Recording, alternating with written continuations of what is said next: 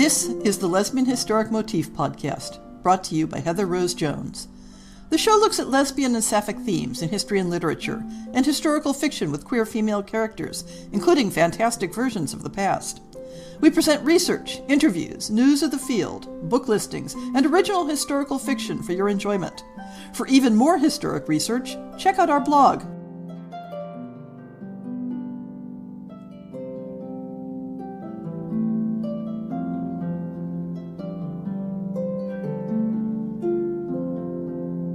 This episode completes my tour of mostly English language poetry about love between women across the centuries, bringing us up through the 19th century.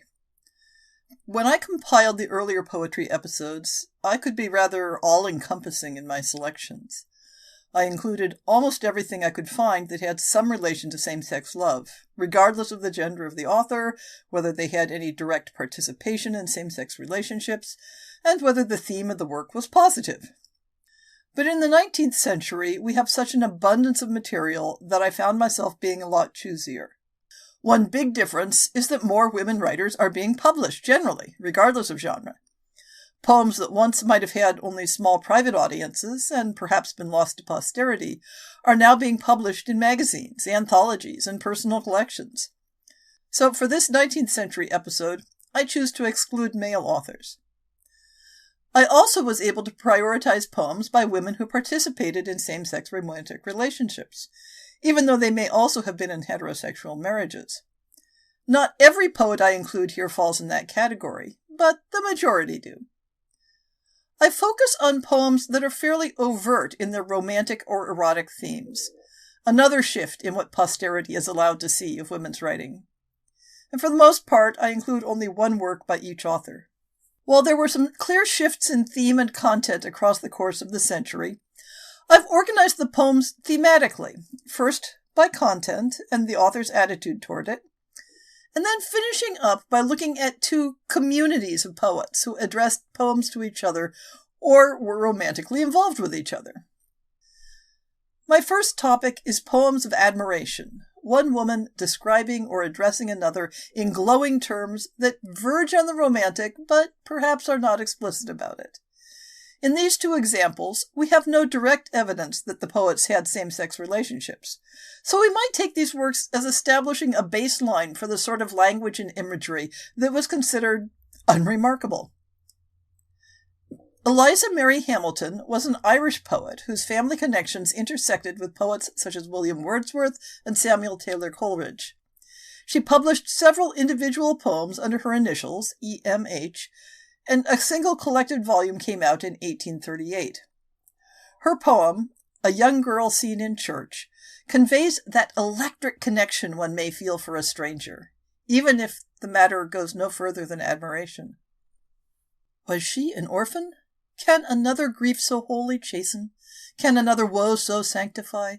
For she was as a leaf of hue funereal mid the spring's young glow, robed in emphatic black, the soul of night, filled her rich, simply parted ebon hair and raven eyelashes, and made her bright with solemn luster day can never wear.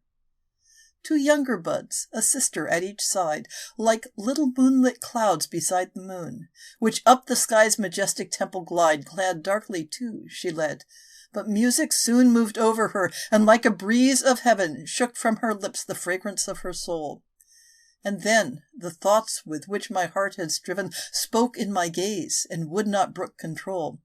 I bent upon her my astonished eye that glowed, I felt, with an expression full of all that love which dares to deify, that adoration of the beautiful which haunts the poet. I forgot the sighs of whispered prayer around me, and the page of hope divine, and the eternal eyes that looked through every heart in every place and age. I gazed and gazed as though she were a star, unconscious and unfallen, which shone above, afar, but eloquently grave, a crimson cloud of deep disquietude her cheek o'erspread, with exquisite rebuke, and then I bowed like hers my earnest looks and conscious head, ashamed to have disturbed the current meek of her translucent thoughts, and made them flow painfully earthward. But she veiled that cheek, veiled even its sweet reproach in sacred glow, like those pure flowers too sensitive to brook noon's burning eye and its oppressive look, that shut in beautiful displeasure up each brilliant petal of their heart's deep cup. Mary Russell Mitford was an English author and dramatist, a neighbor and acquaintance of Jane Austen, and at one point her writing was the primary financial support of her parents. She was a friend of Elizabeth Barrett Browning, though I haven't included her in the later section of this show that covers Browning's circle. She doesn't appear to have married, perhaps due to the need to support and care for her parents. This poem from 1827, titled Written in a Blank Paper Book Given to the Author by a Friend, reflects the close friendship circles that most literary women enjoyed, as well as the effusive language of those friendships. My little book, as o'er thy page so white with half-closed eyes in idless mood I lean, whose is the form that rises still between thy page and me, a vision of delight? Look on those eyes, by the bright soul made bright, those curls, which who Antinous' bust hath seen, hath loved, that shape which might beseem a queen, that blush of purity, that smile of light. 'Tis she! My little book, dost thou not own thy mistress? She it is, the only she. Dost thou not listen for the one sweet tone of her unrivalled voice? Dost thou not see her look of love, for whose dear sake alone, my little book, thou art so dear to me? The admiration women were free to express towards each other could be playful, or could allude to themes of marriage and partnership without being read as erotic or sexual. Many of Emily Dickinson's poems use language that is strongly romantic and sensual. Interpreted in the light of her close emotional bonds with her sister-in-law Susan Gilbert, modern scholarship generally accepts the categorization as love poems. I picked two of her verses. They're short. One somewhat melancholy, as if the wedding it refers to ended sadly. One full of energy and passion. Both were written in the early 1860s, during her most prolific period. Ourselves were wed one summer, dear, your vision was in June. And when your little lifetime failed, I wearied too of mine. And overtaken in the dark, where you had put me down, by someone carrying a light, I too received the sign. 'Tis true, our futures different lay. Your cottage faced the sun, while oceans and the north must be on every side of mine. 'Tis true, your garden led the bloom, for mine in frosts was sown. And yet, one summer we were queens, but you were crowned in June. This second poem provided the title for a rather delightful biographical movie about Dickinson. Wild nights, were I with thee, wild nights should be our luxury. Futile the winds to a heart in port, done with the compass, done with the chart. Rowing in Eden, the sea, might I but moor tonight in thee. Louise Guiney was an American poet and essayist who lived primarily in Boston and Providence, but later in life moved to England.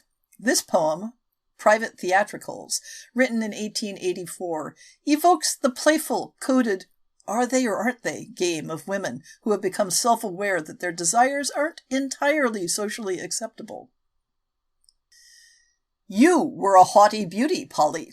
That was in the play. I was the lover, melancholy. That was in the play. And when your fan and you receded, and all my passion lay unheeded, if still with tenderer words I pleaded, they were in the play. I met my rival in the gateway. That was in the play. And so we fought a duel straightway. That was in the play. But when Jack hurt my arm unduly, and you rushed over, softened newly, and kissed me, Polly, truly, truly, was that in the play?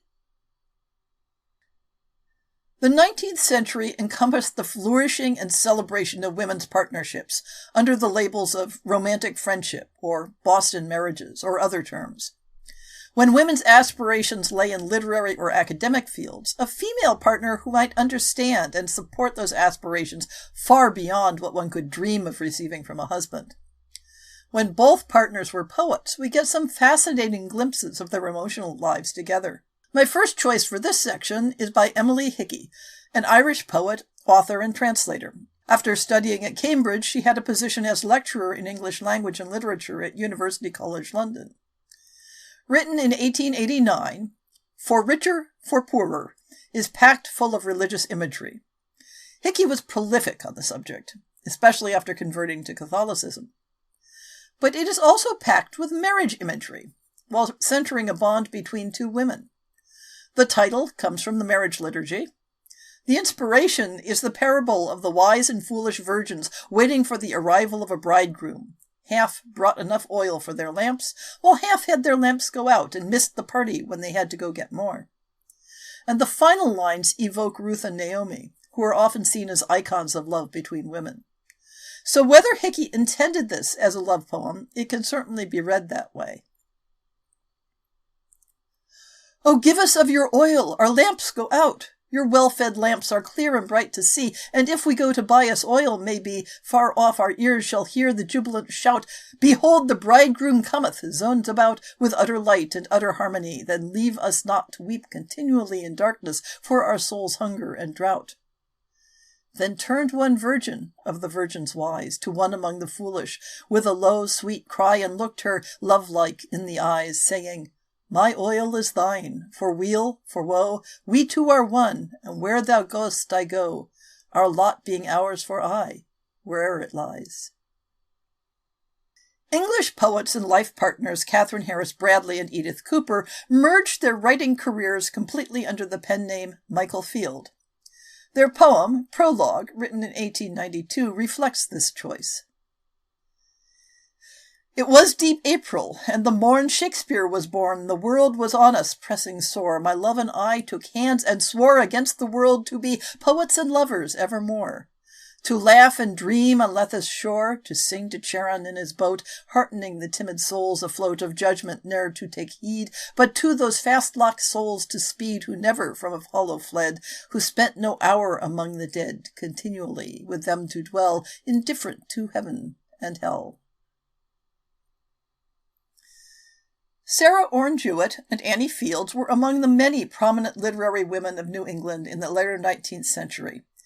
Jewett's early diaries and letters document a series of romantic relationships with women. She met Annie Fields, perhaps in the context of her husband, James T. Fields, being editor of the Atlantic Monthly magazine, and the two hit it off.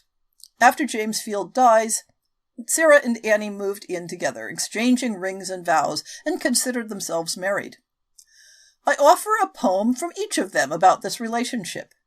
Jewett commemorating their act of commitment, written in 1880, and Fields offering a tender, private contemplation of her beloved 15 years later. Do you remember, darling, a year ago today, when we gave ourselves to each other before you went away, at the end of that pleasant summer weather which we had spent by the sea together? How little we knew, my darling, all that the year would bring. Did I think of the wretched mornings when I should kiss my ring and long with all my heart to see the girl who gave the ring to me? We have not been sorry, darling, we loved each other so. We will not take back the promises we made a year ago. And so again, my darling, I give myself to you, with graver thought than a year ago, with love that is deep and true. Beloved, when I saw thee sleeping there and watched the tender curving of thy mouth, the cheek, our home of kisses, the soft hair, and over all a languor of the south, and marked thy house of thought, thy forehead, where all trouble of the earth was then at rest, and thy dear eyes, a blessing to the blessed, their ivory gates closed on this world of care. Then I prayed that never wrong of mine, that never pain which haunts these earth-built bowers, if I could hinder or could oft relieve, should evermore make sad this heart of thine. And yet, dear love, how oft thou leav'st thy flowers here in the rain to walk with me and grieve. Jane Addams was one of the co-founders of Hull House, a settlement house, which was a sort of women's community center of a type common in the eastern United States in the late 19th century. At a time when she had parted ways with her co-founder, a young woman named Mary Rosett Smith came to work at the institution. This poem recounts their meeting, looking back from 1895, when they had established a romantic partnership and considered themselves married. Some of the language feels a bit cringe, as the kids call it these days, talking about when women attempt the things of men. But the conclusion seems to be that women are not required to choose between devoting themselves to good works and receiving love.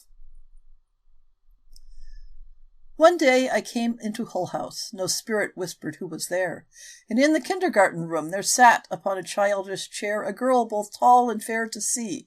To look at her gives one a thrill. But all I thought was, would she be best fitted to lead club or drill? You see, I had forgotten love, and only thought of Hull House then. That is the way with women folks when they attempt the things of men. They grow intense and love the thing which they so tenderly do rear, and think that nothing lies beyond which claims from them a smile or tear. Like mothers who work long and late to rear their children fittingly, follow them only with their eyes and love them almost pityingly. So I was blind and deaf those years to all save one absorbing care, and did not guess what now I know. Delivering love was sitting there. Victorian literature is well known for themes of death, loss, and mourning, though they aren't the only era with that fixation. In the episode on 18th century poetry, I noted that there was something of a genre of women separated from their girlfriends, lamenting that at least they might be united after death. But in the 19th century poems, they are more likely to be mourning the death or separation from someone they had successfully managed to share their life with. American poet Catherine Lee Bates is perhaps most famous for penning the lyrics to America the Beautiful. This poem, If You Could Come, was written in the years shortly after 1915, when her partner, Catherine Coleman, died, and expresses the desire to be reunited, not in heaven, but here on earth. My love, if you could come once more from your high place, I would not question you for heavenly lore, but silent, take the comfort of your face. I would not ask you if those golden spheres in love rejoice, if only our stained star hath sin and tears, but fill my famished hearing with your voice. One touch of you were worth 1,000 creeds. My wound is numb, though toil-pressed, but all night long it bleeds in aching dreams, and still you cannot come. When African-American teacher and correspondent Addie Brown added the poem Alone to an 1861 letter to her beloved Rebecca Primus, they would still have years together, though often separated by economic and career necessity. One of my earliest podcast episodes was inspired by their lives. Thou art not with me, and the hours all wearily go flitting by. A gloom is on my heart and brow that seeks relief in many sigh. I dare not dwell upon the past, those joyous hours that knew not pain. I dare not ask the coming years if we shall ever meet again. I only know thou art not here, and life has lost its sweetness to me. And though my lips may wear a smile, my heart is sad and all alone. In poetry of earlier centuries, social attitudes towards what topics it was acceptable for women to write about meant that overtly sexual and erotic poems about female couples tended to be penned by men, with all that entails. But in the late 19th century, that barrier falls. Some erotic poems draw from the decadent tradition, depicting lesbian love as dangerous and doomed. Others delight in sensual imagery. It's something of a theme in this episode to note that I'm not presenting an author's best-known work. To some extent, that's deliberate. Why not introduce you to something you aren't already familiar with? But to some extent, it's because the best-known works may not be as overtly sapphic. In the case of American poet and activist Emma Lazarus, her best-known poem is probably The New Colossus, the poem inscribed on the Statue of Liberty. But Lazarus was prolific on many subjects, as well as being active in economic and Jewish causes. Although her biographers note that she never married, most shy away from any suggestion that she might have had same-sex desires. But then there's this poem, Assurance. Last night I slept, and when I woke, her kiss still floated on my lips, for we had strayed together in my dream through some dim glade where the shy moonbeams scarce dared light our bliss. The air was dank with dew between the trees. The hidden glowworms kindled and were spent. Cheek pressed to cheek, the cool, the hot night breeze mingled our hair, our breath, and went as sporting with our passion. Low and deep spake in mine ear her voice, and didst thou dream this could be buried, this could be sleep, and love be thralled to death? Nay, whatso seem, have faith, dear heart, this is the thing that is. Thereon I woke, and on my lips her kiss. It may be no coincidence that the two poems I present here in translation are also among the most explicitly sexual. Renée Vivien was a British poet who wrote in French along themes popularized by Baudelaire and other Parisian decadent writers. She had a series of romantic and sexual relationships with women, including American writer and salonière Nathalie Barney. I've included the original French text of Nocturne, published in 1901, on the website, but here present Beth Archer's translation from the anthology The Defiant Muse. I love the languor of our sensual lips, bearing still the fold of yesterday's kisses. Your gait is bewitching, and the calm perversity of your eyes stole from the northern skies their treacherous icy blue. Your hair, wafting like smoke, vaporously pale as though not material, seems, O dearest love, to cast the rays of a veiled moon, a winter moon in a crystal cold heaven. The sensuous evening is moist with love. The stars glance seductively in the mauve-gray sky, and I see, reaching out, frightening and wild, the luminous gleam of your cruel nails. Under your gown, which glides with the rustle of a wing, I discern your body, the glowing lilies of your breasts, the delicate gold of the underarm, the soft, ample thighs, the legs of a goddess, the velvet belly and rounded loins. The earth, now weak, grows languorous, and a breeze still warm from distant beds comes to smooth the sea at long last daunted. Here, finally, the long-awaited night of love, in the shadows I see you grow divinely pale. In the later 19th century, newly discovered works by Sappho, as well as a broader acknowledgement among the literati of the homoerotic themes in Sappho's work, led to imitations and inspirations as well as new translations. I included American poet Mary Hewitt's translation of Sappho's Fragment 31, published in 1845, in one of my episodes on Sappho's legacy, but I'll reprise it here. Blessed as the immortal gods is he on whom each day thy glances shine, who hears thy voice of melody and meets thy smile so all divine. Oh, when I list thine accents low, how thrills my breast with tender pain. Fire seems through every vein to glow, and strange confusion whelms my brain. My sight grows dim beneath the glance, whose ardent rays I may not meet, where swift and wild my pulses dance, then cease all suddenly to beat. And o'er my cheek with rabbit gush I feel a burning life-tide dart, then backward like a torrent rush all icy cold upon my heart. And I am motionless and pale, and silent as an unstrung lyre, and feel, while thus each sense doth fail, doomed in thy presence to expire. Hewitt was also inspired to write original poetry in the style of Sappho, including this one, published in 1844 under the title Imitations of Sappho. This poem is also a reprise from an earlier Sappho episode. If to repeat thy name when none may hear me, to find thy thought with all my thoughts inwove, to languish where thou'rt not, to sigh when near thee, oh, if this be to love thee, I do love.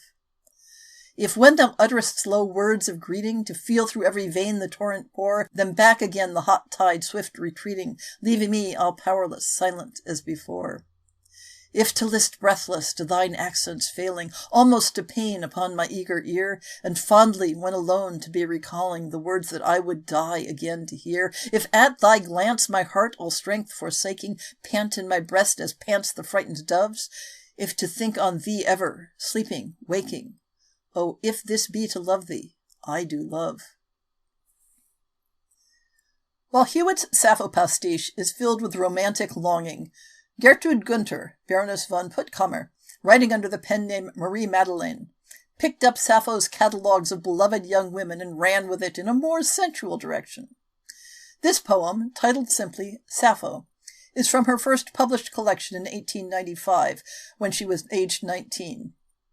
Marie Madeleine wrote in German, often in the vein of Baudelaire's decadent and predatory lesbians, though this one is more sweetly longing.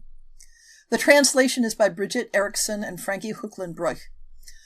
Marie Madeleine's career survived late enough to meet an unfortunate end in Nazi Germany, when she was involuntarily committed to a sanatorium under the guise of drug addiction, and died there.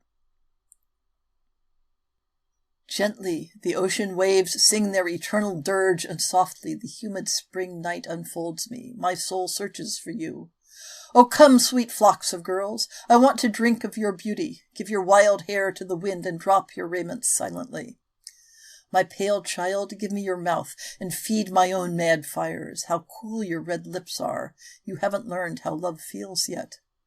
And you, with your thick mane of red gold curls flowing almost to your heels like waves of flame, show me the fires that glitter and flicker from your eyes. You must not ever leave me, for you are as beautiful as the glowing sun. And you too, shy and slender sisters, are pale as moonlight, with your quiet heartache and your silent pangs of love, with your limbs' marble splendor, shining white as the waves' glimmering foam, and your hair the night. You are more silent than a dream. Oh, bouquet of blossoms, oh, flock of girls, I want to drink of your beauty, give your wild hair to the wind, and drop your raiments silently. I've bent the boundaries of the 19th century slightly on behalf of a few very iconic authors whose work fits with the themes present at the turn of the century. No need to introduce English author Radcliffe Hall or submit her lesbian bona fides. Her Ode to Sappho, written in 1908, spins off of Ovid's myth of her doomed love for Phaon, and probably reflects Hall's own somewhat tortured experience of love. If not from Phaon I must hope for ease, ah, let me seek it from the raging seas. To raging seas unpitied I'll remove, and either cease to live or cease to love. Immortal lesbian, canst thou still behold from some far sphere wherein thy soul doth sing this earth that once was thine, while glimmering gold the joyous beams of youth's forgotten spring? Can thine unfathomed eyes embrace this sea, whose ebb and flow once echoed in thy brain, whose tides bear record of thine ecstasy, and thy despair that in its arms hath lain? Those love-burnt lips, can death have quenched their fire, whose words oft stir our senses to unrest, whose eager ardor caught and held desire, a searing flame against thy living breast? Passion-wan lesbian, in that awful place, where spirits wander lost without a name, thou still art Sappho, and thine ardent face lights up the gloom with love's enduring flame. O goddess, woman, lover all divine, and yet divinely mortal, where thou art comes not as cadence from some song of thine, each throbbing beat that stirs the human heart? Canst thou forget us, who are still thy friends, thy lovers o'er the cloudy gulf of years, who live and love and dying make amends for love's short pleasure through death's endless fears? Once thou didst seek the solace of thy kind. The madness of a kiss was more to thee than heaven or hell. The greatness of thy mind could not conceive more potent ecstasy. Life was thy slave, and gave thee of her store rich gifts and many, yet with all the pain of hopeless longing made thy spirit sore, e'en thou didst yearn, and couldst not attain. O Sappho, sister, by that agony of soul and body thou hast gained a place within each age that shines majestically across the world from out the dusk of space. Not thy deep pleasures, nor thy swiftest joys hath made thee thus immortal and yet dear to mortal hearts, but that which naught destroys, the sacred image of thy falling tear. Beloved lesbian, we would dare to claim by that same tear fond union with thy lot, yet 'tis enough if when we breathe thy name, thy soul but listens and forgets us not. As I was compiling the content for this episode and looking up biographical information, I was struck by the circles of poets writing at least marginally homoerotic poems to and about each other. Elizabeth Barrett Browning writes of George Sand. Dora Greenwell writes of Elizabeth Barrett Browning. Dora Greenwell writes of Christina Rossetti. Christina Rossetti mourns some unspecified woman. Isa Blagden writes a poem to George Sand on her interview with Elizabeth Barrett Browning, commemorating a meeting between those two in 1852, though the Blagden poem I've included is the more relevant one to an unknown woman named Alice. Not all of the women in this complex network had homoerotic relationships, but the themes intertwine through the whole. Browning's poem, To George Sand, A Desire, written in 1844, does not touch directly on her rather isolated same-sex relationship, but rather addresses her gender transgression and masculine-coded presentation.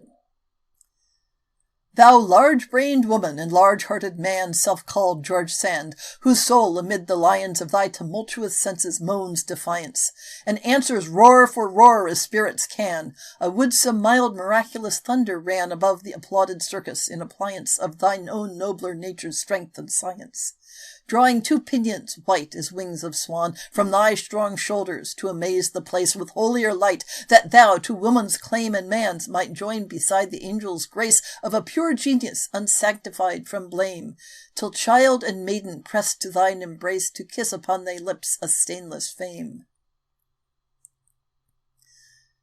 Dora Greenwell's poems included here fall more in the admiration category than anything overtly romantic.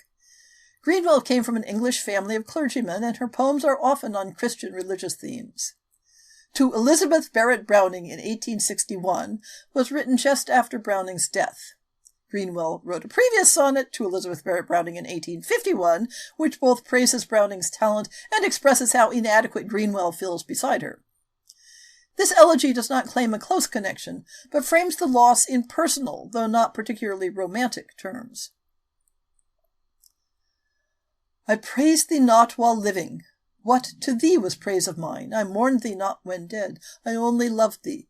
Love thee, oh, thou fled, fair spirit, free at last where all are free. I only love thee, bless thee, that to me forever thou hast made the rose more red, more sweet each word by olden singers said, in sadness or by children in their glee. Once, only once in life I heard thee speak. Once. Only once I kissed thee on the cheek, and met thy kiss and blessing. Scarce I knew thy smile. I only loved thee, only grew, through wealth, through strength of thine, less poor, less weak. Oh, what hath death with souls like thine to do? Greenwell's 1875 poem, To Christina Rossetti, is similarly one of professional admiration. I include these as illustrations of the varieties of relationships among circles of poets.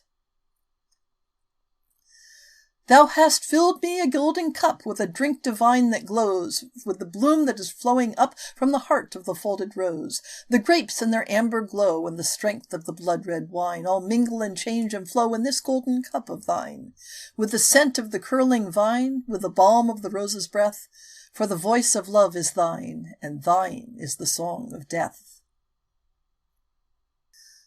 I did an entire episode about Christina Rossetti's ambiguous fantasy, The Goblin Market. The poem I include here, Gone Before, written in 1856, reflects the romanticism of the pre-Raphaelites, strong elements of Anglican spirituality, and the Victorian fascination with love, death, and loss. But as a verse in a female voice addressed to a female subject, it falls within our remit.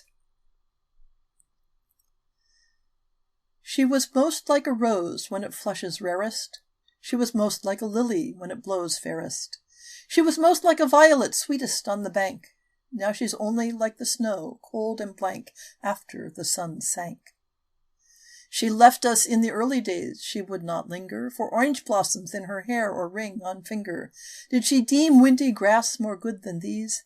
Now the turf that's between us and the hedging trees might as well be seas. I had trained a branch she shelters not under. I had reared a flower she snapped asunder.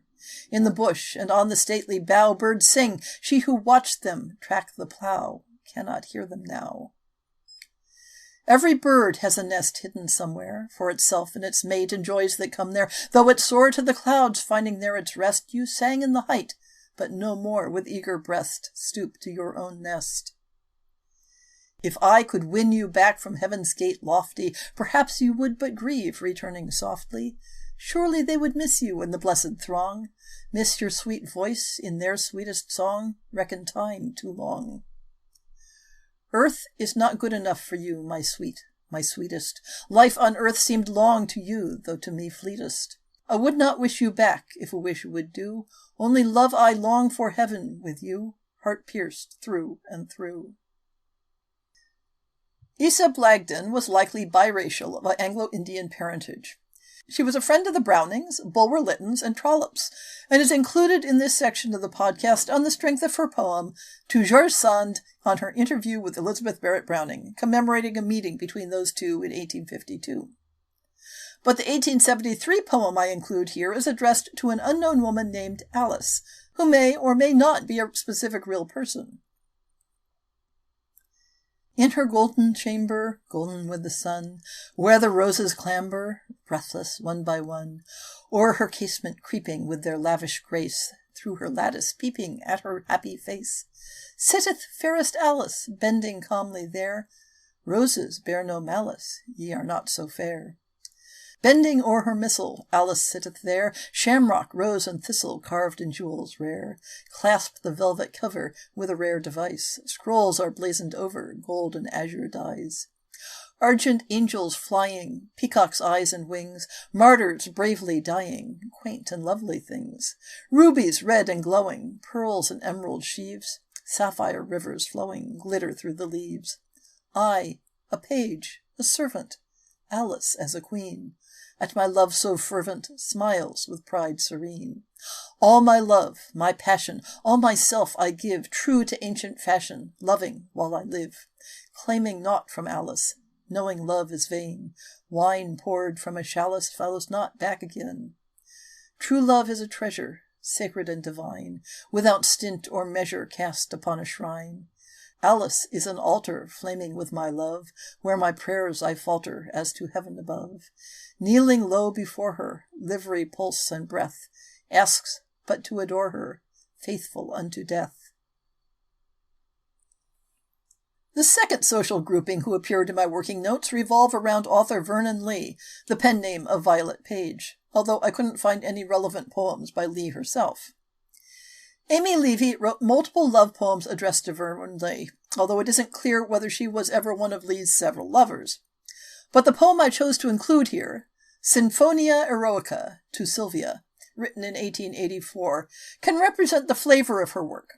It's unclear to me if Sylvia can be identified. My love, it was a day in June, a mellow, drowsy, golden afternoon, and all the eager people thronging came to that great hall, drawn by the magic name of one, a high magician, who can raise the spirits of the past and future days and draw the dreams from out the secret breast, giving them life and shape, I with the rest. Sat there athirst, a tremble for the sound, and as my aimless glances wandered round far off across the hushed, expectant throng, I saw your face that faced mine, clear and strong. Rushed forth the sound, a mighty mountain stream, across the clustering heads mine eyes did seem by subtle forces drawn, your eyes to meet. Then you, the melody, the summer heat, mingled in all my blood and made it wine. Straight I forgot the world's great woe and mine. My spirit's murky lead grew molten fire. Despair itself was rapture. Ever higher, stronger, and clearer rose the mighty strain, then sudden fell, and all was still again. And I sank back, quivering as one in pain. Brief was the pause, then mid a hush profound, slow on the waiting air swelled forth a sound so wondrous sweet that each man held his breath, a measured mystic melody of death. Then back you leaned your head, and I could note the upward outline of your perfect throat, and ever, as the music smote the air, mine eyes from far held fast your body fair, and in that wondrous moment seemed to fade my life's great woe, and grow an empty shade which had not been, nor was not, and I knew not which was sound, and which, O love, was you. Agnes Mary Frances Robinson, publishing as A. Mary F. Robinson, was definitely one of Vernon Lee's lovers. Her poem, A Ballad of Forgotten Tunes, is directly addressed and dedicated to Lee. The poem's theme is a takeoff of the 15th century French poem by François Villon that catalogues famous women of history and myth and laments each one's passing with the refrain, "Where are the snows of yesteryear?" Robinson's verse is packed densely with historic literary references, including one directly to Villon, which you might catch in passing. To V.L. Forgotten seers of lost repute that haunt the banks of Acheron, where have you dropped the broken lute? You play in Troy or Caledon. O ye that sang in Babylon by foreign willows cold and grey, fallen are the harps ye hanged thereon, dead are the tunes of yesterday. Decousy, is your music mute, that quaint old plain chant, woe begone, that served so many a lover's suit, or dead as Adam or Gudrun? Then, sweet De Cowroy, try upon your virginelles a verolay, or play Orlando, one Vivon. Dead are the tunes of yesterday. But ye whose praises none refute, who have the immortal laurel won, trill me your quavering close acute. Astorga, dear unhappy dawn, one air, Galuppi, Sarti, one, so many fingers used to play, dead as the ladies of Villon, dead are the tunes of yesterday.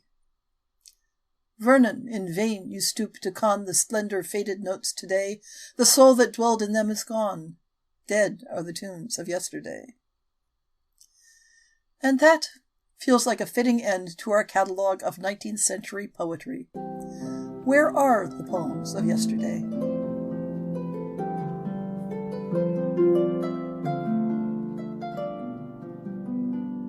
I hope you've enjoyed this episode of the Lesbian Historic Motif Podcast. See the show notes for links to people and topics. Most shows will have a transcript linked as well. If you have a book announcement, a topic suggestion, or might like to appear on the show, please drop me an email. If you enjoyed this podcast, please rate it and subscribe on your favorite podcast app, and consider supporting our Patreon.